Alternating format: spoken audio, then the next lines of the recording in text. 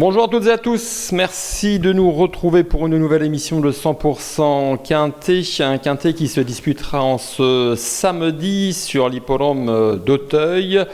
Le Quintet se disputera dans la 6e épreuve du programme, il s'agit d'un handicap disputé en haie, le prix François de Gannet. Pour des sauteurs d'expérience, ils devront parcourir 3600 mètres, donc en haie, un parcours relativement coulant. On va tout de suite demander à notre réalisateur d'envoyer le tableau des participants et vous allez tout de suite vous rendre compte que vous avez affaire à des chevaux que vous connaissez parfaitement bien. Ils seront 16 au départ. Les conditions techniques, eh bien actuellement on a le droit à une petite accalmie, pas de pluie c'est vrai, mais des pistes qui restent tout de même suffisamment souples, un terrain donc certainement collant qui devrait attendre tous ces participants. Donc des chevaux que vous connaissez, à l'image donc de King of Run, Anuma Freedom, vous connaissez Dentor des Ambeaux, là je viens de citer des chevaux qui seront certainement mes préférés dans quelques instants lorsque nous allons commencer l'étude de cet événement. Donc on attaque tout de suite et on rentre dans le vif du sujet.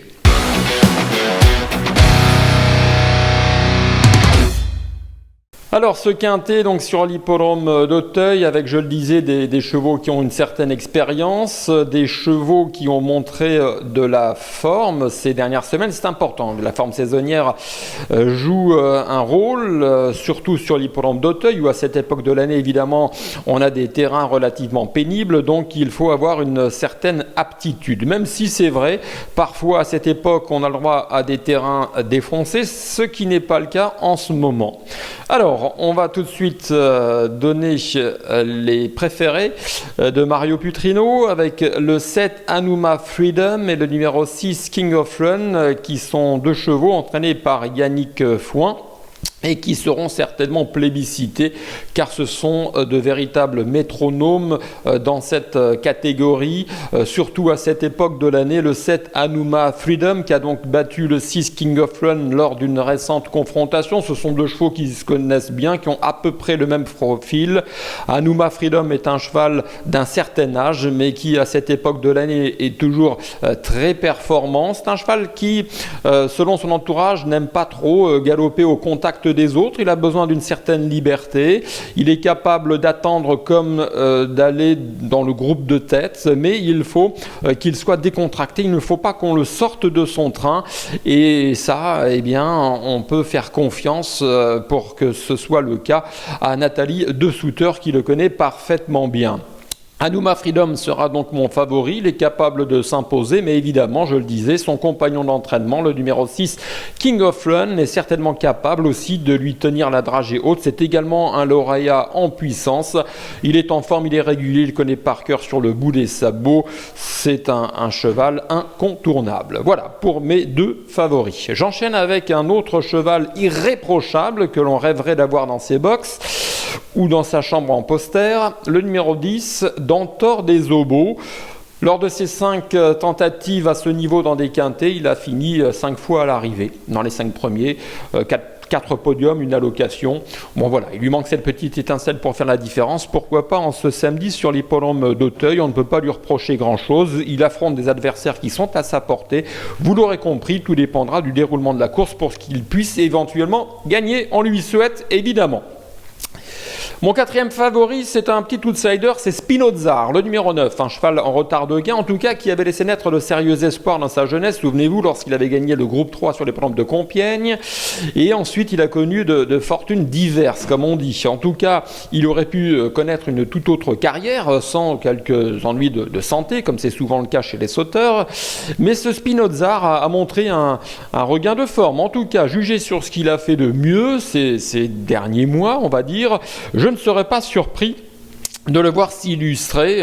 L'écurie d'Arnaud Chaillet est en super forme en cette fin de saison, notamment, même si c'est une écurie qui marche bien tout au long de l'année. Là, on l'a vu récemment à Auteuil gagner des classiques, des semi-classiques, donc tout va bien. Et dans cet élan, Spinoza pourrait donc en profiter. J'aime bien.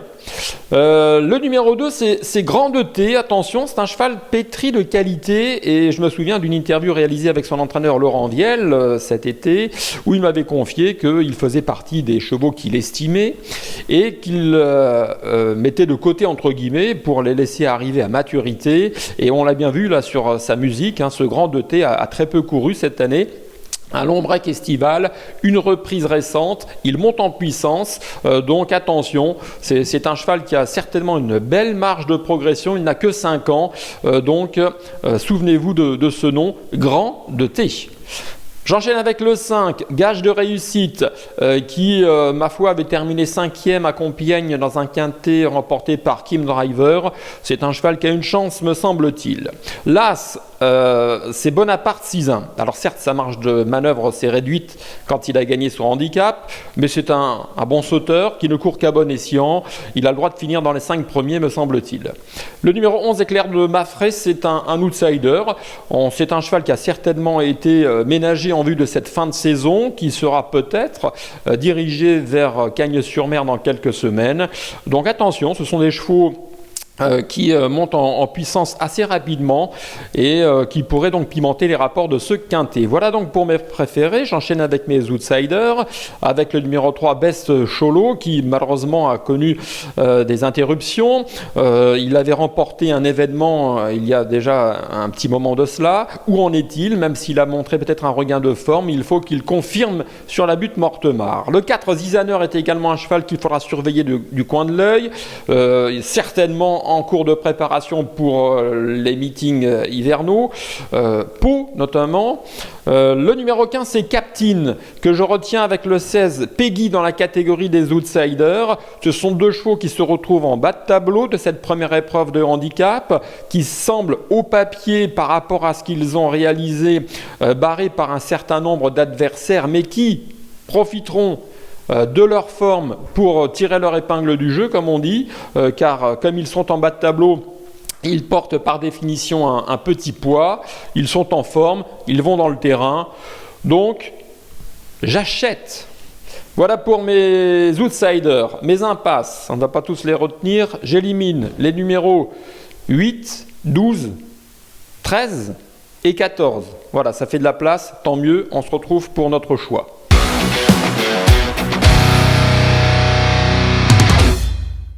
Le numéro 7, Anouma Freedom. Le 6, King of Run. Le 10, Dantor des Obos. Le 9, Spinozar. Le 2, Grand de T. Voilà pour mes 5 favoris. Et on se quitte sur un conseil de jeu. Ça s'est bien passé à Fontainebleau jeudi. Je suis actuellement à Fontainebleau. Dernier mois, regardez, le pot d'arrivée, c'est marqué Hippodrome de la Sole. Je vous avais conseillé Cadorino des Places. Deuxième, battu par un outsider en dehors. J'espère que vous en avez profité. Alors, mon conseil de jeu pour Auteuil, le 810, Yo. C'est un cheval qui a bien couru dans la course de référence. Il a progressé au centre de la piste pendant que les autres étaient plutôt gris du pesage. Battu, mais avec les honneurs. Voilà, donc ce cheval entraîné par Patrice Quinton, monté par Nathalie de Sutter, a largement la pointure d'une telle épreuve. C'est la deuxième partie du handicap divisé. Donc le 810 Yo ne sera certainement pas le favori, mais pourrait terminer dans les 3 premiers, je l'espère. Dans les 4, si vous faites d'autres combinaisons de jeux, vous verrez bien. Merci de votre attention, merci de votre fidélité. Bon jeu à toutes et à tous, et on se retrouve très prochainement pour une nouvelle émission de 100% Quintet.